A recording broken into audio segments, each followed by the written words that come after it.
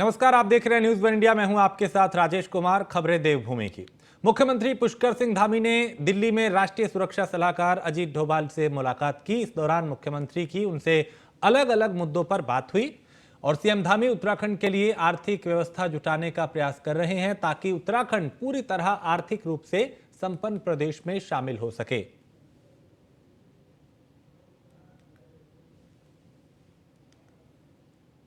कांग्रेस की हाथ से हाथ जोड़ो यात्रा हरिद्वार के आर्यनगर चौक से लेकर जटवाड़ा पुल तक निकाली गई, जिसमें उत्तराखंड के पूर्व मुख्यमंत्री हरीश रावत समेत कांग्रेस के कई वरिष्ठ नेता यात्रा में शामिल हुए। इस दौरान हरीश रावत ने कहा कि यात्रा हाथ से हाथ जोड़ो राष्ट्रव्यापी यात्रा है और देश में महंगाई, भ्रष्टाचार, महिलाओं पर अत्याचार जैसे कई मुद्दों को लेकर जनता की आवाज उठाने का कांग्रेस काम कर रही है और ये लड़ाई निरंतर जारी रहेगी। वहीं संन्यास को लेकर हरीश रावत ने कहा कि एक सन्यासी कर्मयोगी भी होता है, तो मैं कर्मयोगी सन्यासी हूं, इसलिए कर्म की धरती हरिद्वार में खड़ा हूं। साथ ही उन्होंने कहा कि विकास के भी कई मुद्दे हैं जिसको लेकर कांग्रेस गैरसैंण में सरकार को घेरने का काम करेगी।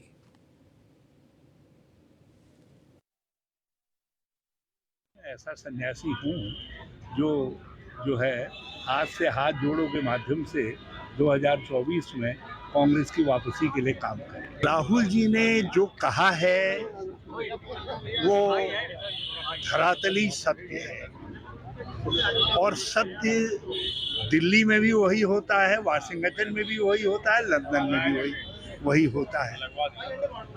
और जहाँ तक सवाल बाबा रामदेव जी का है, संत हैं, उन्होंने ठीक कहा, उनकी सीख का हम आदर करें। और देहरादून में पानी की समस्या इन दिनों सुर्खियों में है, जिसे लेकर सरकार की चिंता बढ़ना लाजमी है। वहीं पेयजल संस्थान की मुख्य महाप्रबंधक नीलिमा गर्ग ने कहा कि पहाड़ी क्षेत्रों में हमने ऐसे स्थान चिन्हित कर लिए हैं जहां पे पानी की समस्या रहती है। उन क्षेत्रों में पानी की कमी दूर करने को लेकर हमारी सरकार प्रयासरत है। साथ ही उन्होंने कहा कि हमारे पास पर्याप्त टैंकर मौजूद हैं जिनसे हम इन मोहल्लों में, इस इलाकों में पानी पहुंचा सकते हैं ताकि लोगों के सामने पानी की समस्या उत्पन्न ना हो। गर्मियों में ग्रेविटी सोर्सेज में पानी का डिस्चार्ज बहुत कम हो जाता है। तो हमने गांव में 346 हैबिटेशन चिन्हित कर लिए हैं जिसके लिए हम टैंकर से पानी देंगे अगर वहाँ पे कम होगा। और अर्बन एरियाज में, शहरों में 192 मोहल्ला चिन्हित किए गए हैं, वहाँ भी हम टैंकर से पानी देंगे। विभाग के पास 72 विभागीय टैंकर्स हैं और इसके अतिरिक्त 231 निजी टैंकर्स चिन्हित किए गए। और गैरसैंण में सत्र शुरू होने से पहले उत्तराखंड क्रांति दल के नेता और कार्यकर्ता सड़क पर उतर आए। गांधी पार्क के बाहर सभी कार्यकर्ताओं ने हस्ताक्षर अभियान चलाया। इस दौरान कार्यकर्ताओं ने कहा कि 23 साल बाद भी प्रदेश को अपना भू कानून नहीं मिल पाया, जिस कारण बाहरी लोग आकर यहां पर कब्जा कर रहे हैं। ऐसे में हम भी एक बार फिर से गैरसैंण में आंदोलन करने के लिए मजबूर हैं।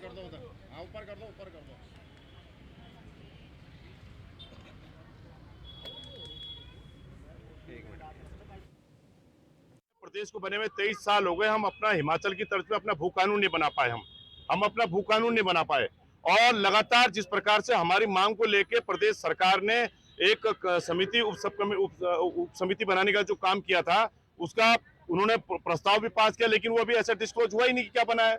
माननीय त्रिवेंद्र रावत जी ने 2018 में जिस प्रकार से प्रदेश के साथ कुठाराघात करने का काम किया है कि कोई भी आओ और कोई भी खरीदो, कितनी खरीदो और सब कुछ, हमारा तो पूरा जो है पूरी लुटती चली जा रही है जमीन हमारी। हमें प्रदेश को, भारत सरकार को आगाह करना चाहती हूँ कि हमने उत्तराखंड की मांग जो की थी, अपना खुद उत्तराखंड में एक स्वतंत्र राज्य की मांग की थी, लेकिन इन्होंने भ्रष्टाचार, कूटनीति और दलाली बैठ के जो बाहर से यहाँ रखे, यहाँ पे इन्होंने हमारी उत्तराखंड की जो पवित्र भूमि थी उसको क्या कर दिया, बर्बाद कर दिया।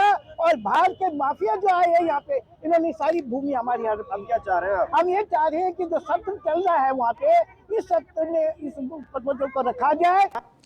और उत्तराखंड की ग्रीष्मकालीन राजधानी गैरसैंण में 13 मार्च से बजट सत्र की शुरुआत होने जा रही है। 18 मार्च तक ये चलने वाला है और सत्र के काफी हंगामेदार रहने के आसार हैं। बजट सत्र में सरकार को घेरने के लिए कांग्रेस ने भी प्लान तैयार किया है। कांग्रेस विधायक प्रीतम सिंह का कहना है कि 12 मार्च को कांग्रेस पार्टी के विधानमंडल दल की बैठक होगी। शाम 4 विधानमंडल दल की शाम को बैठक होगी और ऐसे में विधानसभा सत्र को लेकर चर्चा की जाएगी। और स्वाभाविक बात है, जब सत्र आहूत होता है तो कांग्रेस विधानमंडल दल अपनी बैठक आहूत करेगा, कार्य मंत्रणा की भी बैठक आहूत होगी। उसके बाद जो है तय करेंगे कि हमें किस रास्ते पर चलना है। जहाँ तक विषय है, इस सरकार ने इतने विषय दिए हैं कि बजट सत्र की इस अल्प अवधि में सबको समायोजित कर पाना बड़ा मुश्किल है। हमारा प्रयास होगा, हमारी कोशिश होगी कि हम अधिक से अधिक मुद्दों को जो है सदन के अंदर उठाने का काम। जहाँ तक कांग्रेस के मैसेज का प्रश्न है, कांग्रेस ने तो भराड़ीसैंण में जो इंफ्रास्ट्रक्चर खड़ा किया है, इसमें मैं समझता हूँ किसी का कोई योगदान नहीं है। कांग्रेस ने अगुवाई की और इस इंफ्रास्ट्रक्चर को खड़ा करने का काम किया। हमने तब भी वहाँ पर सत्र आहूत किया जब कोई वहाँ पर इंफ्रास्ट्रक्चर नहीं था, तो टेंट में सत्र आहूत किया। ये जो है कांग्रेस का जो है गैरसैंण के प्रति या भराड़ीसैंण के प्रति जो है लगाव कह लीजिए या समर्पण कह लीजिए, ये दिखाई देता है। जहाँ तक विपक्ष की आपने बात कही, देखिए हमारे हर मंत्री सवाल देने के लिए इच्छुक हैं। हम लोग तैयारी करके जाते हैं। मैं विपक्ष से भी एक ही चीज़ निवेदन करता हूँ आप सबके माध्यम से, चैनलों के माध्यम से, कि बजट सत्र चलाना और सदन को चलाना सिर्फ पक्ष का काम नहीं होता, विपक्ष का भी काम होता है। तो हम लोग को समन्वय बना के काम करना चाहिए। उत्तराखंड की जो मूलभूत समस्याएं हैं, जो ज्वलंत मुद्दे हैं, उसको विपक्ष उठाए, ये उनका अधिकार है और हम उस अधिकार का सम्मान करते हैं। और उसमें जो भी हमारी तरफ से विपक्ष को जवाब देने होंगे हम देंगे। और मैं विपक्ष से बस निवेदन यही कर रहा हूँ कि मिलकर सदन चलाइए और उत्तराखंड को आगे बढ़ाने में अपना भी योगदान दीजिए। विपक्ष है, विपक्ष का अपना काम होता है, विपक्ष अपना काम करना चाहेगा, उस पर मैं बहुत ज़्यादा टिप्पणी नहीं करूँगा। लेकिन मैं सिर्फ इतना कहना चाहता हूँ कि उत्तराखंड को आगे बढ़ाने के लिए, उत्तराखंड को विकास के रास्ते पर ले जाने के लिए, विकसित बनाने के लिए विपक्ष और पक्ष दोनों को मिलकर काम करना ज़रूरी होता है। जहाँ तक और वहीं बजट सत्र को लेकर कांग्रेस प्रदेश प्रवक्ता आशीषपाल सिंह बिष्ट ने कहा कि कांग्रेस जनहित से जुड़े मुद्दों को लेकर सरकार को घेरेगी। बीजेपी ने कांग्रेस पे पलटवार करते हुए कहा कि विधानसभा घेराव का मुद्दा केवल एक पब्लिसिटी स्टंट है।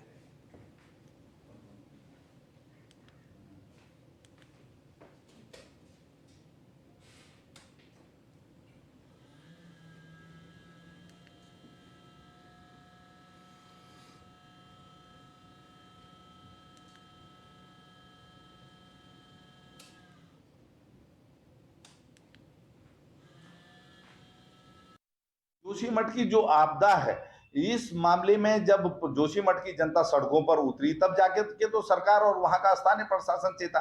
कांग्रेस पार्टी तो शुरू दिन से कह रही थी कि जोशीमठ की आपदा को केंद्र सरकार द्वारा राष्ट्रीय आपदा घोषित किया जाना चाहिए और 3000 करोड़ का पैकेज जो है जोशीमठ के लिए घोषित किया जाना चाहिए। अब 3 महीने बाद जो है राज्य की सरकार जाग रही है और अब जाके प्रस्ताव केंद्र को भेज रही है। तो कांग्रेस पार्टी पहले दिन से क्या गलत कह रही थी?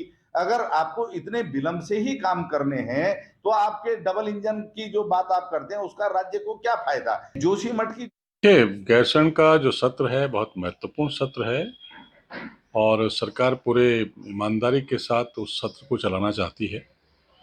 विपक्ष से यही उम्मीद है कि रचनात्मक विपक्ष की भूमिका में रहेगी तो राज्य के विकास में उसका भी सहयोग रहने वाला है। जहाँ तक प्रश्न है कि वो विधानसभा गैरसैंण में जाकर घेराव करने वाले हैं, तो उनको अपने केंद्रीय नेतृत्व को दिखाना है कि वो कुछ कर रहे हैं, कुछ कदम ताल कर रहे हैं। अभी तक तो उन्होंने राज्य में ऐसा कुछ किया नहीं है, इसलिए अपने केंद्रीय नेतृत्व को दिखाने के लिए रस्म अदायगी हो रही है।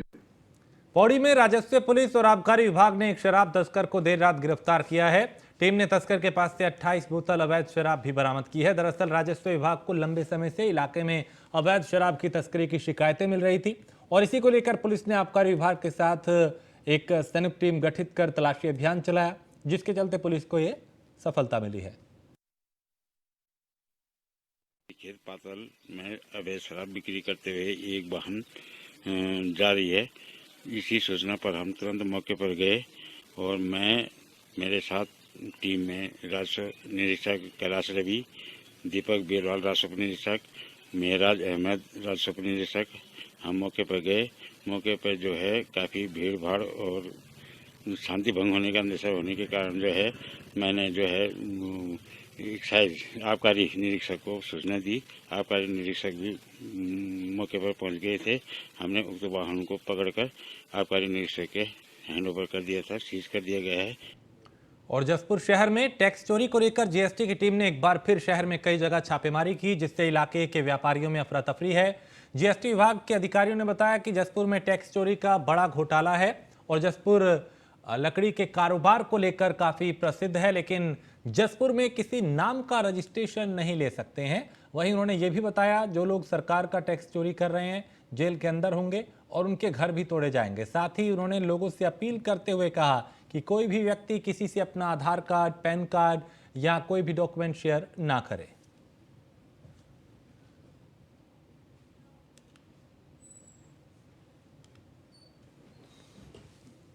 ऑपरेशन को करने में हमारी मदद करी। ये ऑपरेशन बेसिकली हम लोग सब एक दूसरे के लिए कर रहे हैं, किसी एक का नहीं है। ये सरकार के लिए पैसा है और इतना बड़ा घोटाला है कि आप सोच नहीं सकते हो। और जसपुर जो दुनिया की भारत की सबसे बड़ी लकड़ी मंडियों में है, वो उसका नाम बदनाम हुआ। आज जसपुर में आप किसी नाम पे रजिस्ट्रेशन नहीं ले सकते। तो ये इन्होंने जो गंदगी थी ये हमने साफ करने का बीड़ा उठाया और आप लोगों का जैसे आज तक हमारा साथ मिला है वो हम साथ देंगे। और हम आपको वाकई धन्यवाद करना चाहते हैं कि हमारे पिछले 4-5 दिन से जो ऑपरेशन चल रहे हैं उसमें आप लोग का बहुत ही अच्छा योगदान है और मैं सब लोगों को सैल्यूट करना चाहता हूँ। और लक्सर कोतवाली क्षेत्र स्थित सुल्तानपुर कस्बे से एक मामला सामने आया, जहां जनता इंटर कॉलेज से सटे एक मेडिकल स्टोर और यहां पे एक दुकान से अज्ञात चोरों ने शटर तोड़ के नकदी समेत कई दस्तावेज चुरा लिए। पीड़ित दुकानदार ने चोरों के खिलाफ थाने में तहरीर दी है। तहरीर के आधार पर पुलिस मामले की जांच कर रही है और चोरों की तलाश कर रही है।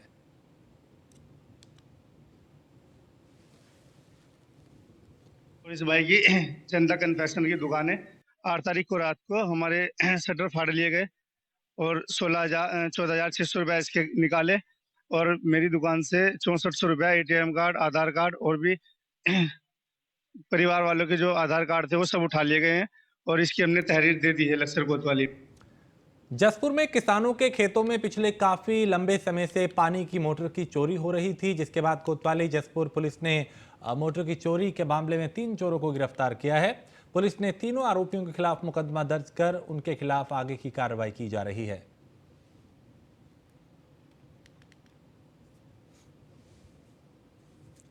पुलिस के द्वारा लगातार मोबाइल फोन और इस तरह के जो गतिविधियों में एक्टिव हैं उनके विरुद्ध कार्रवाई की जा रही है। इसी क्रम में लगातार पुलिस को सूचना मिल रही है कि आजकल एक गैंग है जो कि किसानों के खेतों से मोटर चोरी की कर रहे हैं।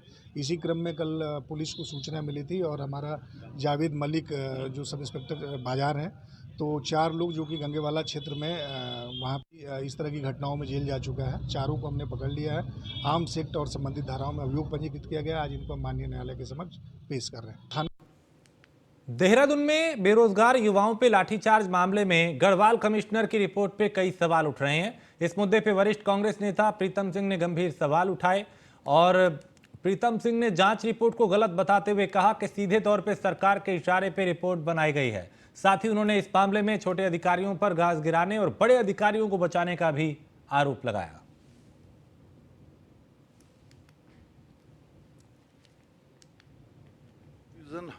हमारे स्तर पर नहीं है, सरकार खुद ही दिग्भ्रमित है। सरकार ने लाठीचार्ज की जो है कमिश्नर के माध्यम से जांच कराने का काम किया, कमिश्नर की जांच रिपोर्ट आई और जिन छोटे अधिकारियों को इसमें दोषी पाया गया उनके परिप्रेक्ष्य में क्या कार्रवाई की सरकार ने, बताया ना। सरकार स्थानांतरण जो है वो दंड नहीं है, किसी को आपने स्थानांतरित कर दे तो सतत चलने वाली प्रक्रिया है। और फिर वही इसके लिए दोषी क्या इंस्पेक्टर रैंक के लोग थे, क्या उससे ऊपर के अधिकारी दोषी नहीं है? तो ये तो सरकार के इशारे पर जांच हुई है और उस जांच का जो रिजल्ट आया है उस रिजल्ट में सरकार घिरती हुई नजर आ रही है। फ्यूजन हमारे और सितारगंज में भारत सरकार की मदद से 50 एकड़ से ज्यादा भूमि पे एक्वा पार्क बनाने की तैयारी है, जिसको लेकर सरकार की मंजूरी के बाद कैबिनेट से भी मंजूरी मिल चुकी है। वहीं कैबिनेट मंत्री सौरभ बहुगुणा ने बताया कि एक्वा पार्क में मत्स्य से जुड़े कृषि पालकों को एक बड़ा प्लेटफॉर्म मिलेगा और इसकी मदद से पार्क में मत्स्य पालन के साथ ही एक बड़ी मार्केट के रूप में विकसित किया जाएगा। इस पार्क में आवास की भी व्यवस्था होगी। प्रपोजल जो है वो केंद्र सरकार ने हर स्टेट को निर्देशित किया था कि आपके यहाँ पर एक एक्वा पार्क केंद्र सरकार स्थापित करना चाहती है। किसी कारणवश नहीं हो पाया था हमारे स्टेट में, तो जब मैं केंद्र में मीटिंग में गया था फिशरीज़ की, और वहाँ पे एक्वा पार्क का जो पूरा प्रपोजल था वो हमारे सामने रखा गया, तो मैंने अपने विधानसभा क्षेत्र सितारगंज में, क्योंकि इसके लिए काफ़ी ज़मीन चाहिए है, लगभग 44 एकड़ ज़मीन में सितारगंज में ये पूरा प्रोजेक्ट बन रहा है। इसकी हमने कैबिनेट स्वीकृति हो गई है और ट्रांसफ़र हो गई लैंड रेवेन्यू से हमारे फिशरीज़ विभाग को, और एक 48 से 50 करोड़ के बीच का प्रोजेक्ट होगा जिसमें केंद्र की पूरी सहायता दी जाएगी। और इंटीग्रेटेड फिशरीज़ पार्क होगा ये, जिसमें रेसवेज होंगे, जिसमें हमारी मंडी होगी, जिसमें हमारी ट्रेनिंग होगी, हमारे क्वार्टर्स होंगे, स्टाफ क्वार्टर्स होंगे। फिशरीज से लेके जितने भी रिलेटेड प्रोजेक्ट्स हैं वो सारा उसमें उस पूरे एक्वा पार्क में चलाए जाएंगे। इससे अब अच्छा भी ये होगा कि हमारा जो उधम सिंह नगर जिला है वो इस वक्त सबसे ज़्यादा डैम्स अगर वो हैं तो वो उसी ज़िले में हैं, चाहे वो दौरा हो, बैकुल हो, नानक सागर हो, शारदा डैम हो। तो हमारे लिए फिशरीज़ को लेके बढ़ावा देने के लिए बहुत अच्छा प्रपोजल। अल्मोड़ा प्रवास के दौरान लोकसभा सांसद अजय टम्टा ने अधिकारियों के साथ केंद्रीय विकास की योजनाओं को लेकर बैठक की। इस दौरान सांसद ने कहा कि खराब सड़कों को सुधारने के लिए केंद्र सरकार पूरी तरह से गंभीर है। सरकार इसके लिए युद्ध स्तर पर कार्रवाई की जा रही है। उन्होंने कहा कि जिन सड़क मार्गों की हालत खराब है उन मार्गों के सुधारीकरण के लिए सख्त कदम उठाए जाएंगे, साथ ही जन सुविधा से जोड़ने का काम होगा।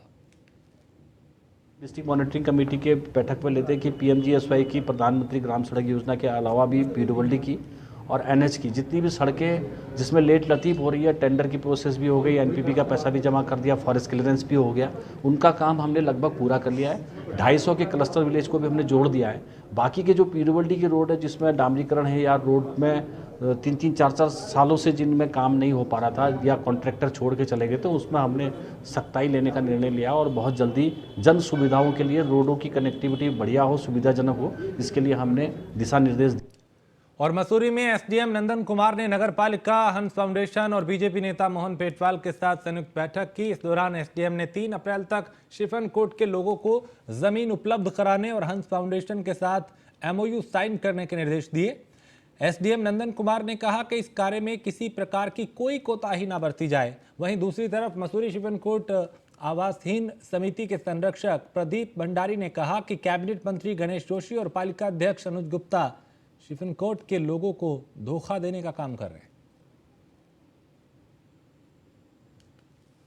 तो इसलिए आज की जो मीटिंग हुई थी वो हंस फाउंडेशन और नगर पालिका के बीच में थी और इसमें यही निर्णय लिया गया है कि जो नगर पालिका की जो अगली बोर्ड बैठक होगी उसमें ये साहब ने ये कहा है कि उसमें हंस फाउंडेशन के लिए जो है प्रपोजल का वो जो प्रस्ताव बनेगा उसमें ये बातें आएंगी और फिर वो उस हिसाब से जो अगले मंथ जो है 1 अप्रैल में एक दोबारा से बैठक होगी नगर पालिका और हंस फाउंडेशन के प्रतिनिधियों के बीच में और उसके आगे की कार्रवाई की जाएगी। इसमें सॉइल टेस्टिंग वगैरह करेंगे।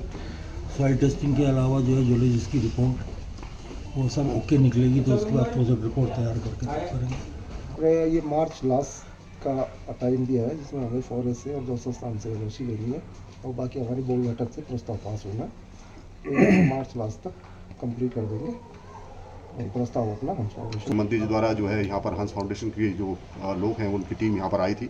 एसडीएम साहब ने एक मीटिंग बुलाई है जिसमें ईओ नगर पालिका भी थे और हंस फाउंडेशन से कोऑर्डिनेट करते हुए उनके द्वारा बताए हुए डॉक्यूमेंट्स जिसमें कि जो हंस फाउंडेशन के लिए प्रस्ताव है और अदर जो लीगल डॉक्यूमेंट हैं उनके लिए जो है ईओ साहब को कहा गया है कि आप इसको अवेल कराएं। बात हुई थी। और देहरादून में झंडा मेला को लेकर नगर निगम की तैयारी जोरों से चल रही है, जिसे लेकर महापौर सुनील उनियाल गामा ने बताया कि प्रशासन ने सभी नगर निगम के अधिकारियों के साथ बैठक की है। सुनील उनियाल गामा ने कहा कि देवेंद्र दास महाराज जी से मुलाकात करेंगे ताकि शहर के लिए अच्छी से अच्छी व्यवस्था कराई जा सके।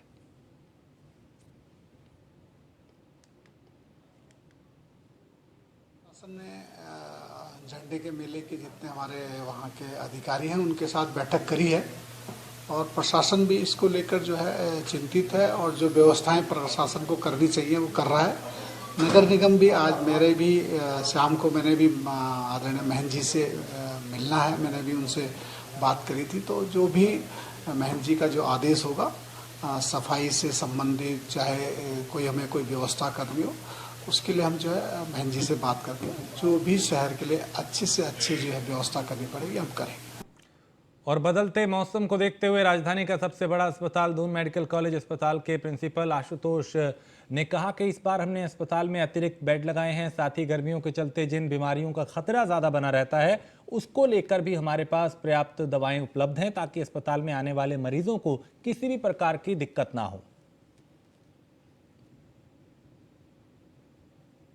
जो है गर्मियों के सीजन में कई बीमारियां जो है बढ़ जाती हैं और जिस तरीके से डिहाइड्रेशन है और लूज मोशंस हैं और जिस तरीके से जो है कई जो है बीमारियां जैसे गर्मी के सीजन में गर्मी के बढ़ने से बढ़ जाती हैं, तो इस प्रकार से जो है हमारे पास पर्याप्त सुविधाएं हैं, पर्याप्त जो है बेड हैं और बेड जो है आज की डेट में 750 के बेड जो है, चाहे वो आईसीयू हो चाहे वो हाई डिपेंडेंसी वार्ड हो, हर वार्ड में कम से कम जो है 50 बेड से ऊपर हैं और ये इसकी समुचित व्यवस्था। देहरादून में मौसम विभाग ने यहाँ पे पूर्वानुमान जारी किया है और उत्तराखंड में आने वाले कुछ इलाकों में कहीं पे बारिश और कहीं पर ओलावृष्टि की संभावना जताई है। बता दें कि मौसम विभाग के निदेशक विक्रम सिंह ने कहा कि 13 से 15 मार्च तक उत्तराखंड के अधिक ऊंचाई वाले इलाकों में बारिश के साथ साथ ओलावृष्टि और बर्फबारी गिरने की संभावना है, यानी बर्फबारी की संभावना है।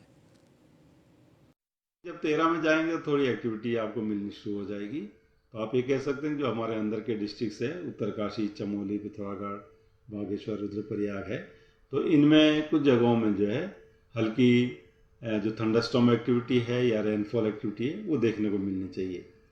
14 में जो एक्टिविटी है वो थोड़ा बढ़ेगी, तो आप ये कह सकते हैं जो हमारे अंदर के डिस्ट्रिक्ट है जिनका मैंने अभी नाम लिया है तो उनमें तो आप अनेक जगहों तक मैं कह सकते हैं रेन थंडरस्टॉर्म एक्टिविटी मिलनी चाहिए। और बाकी जो हिल्स में अगर बात करें तो वहाँ पे या इवन मैदानी क्षेत्रों में भी जो है तो वहाँ पर भी वो कुछ जगहों में हल्की थंडरस्टॉर्म एक्टिविटीज वो देखने में। तो मौसम विभाग ने अलर्ट जारी किया है, आने वाले दिनों में कुछ जगह हल्की बारिश और कहीं पे ऊंचाई वाले इलाकों पे बर्फबारी हो सकती है।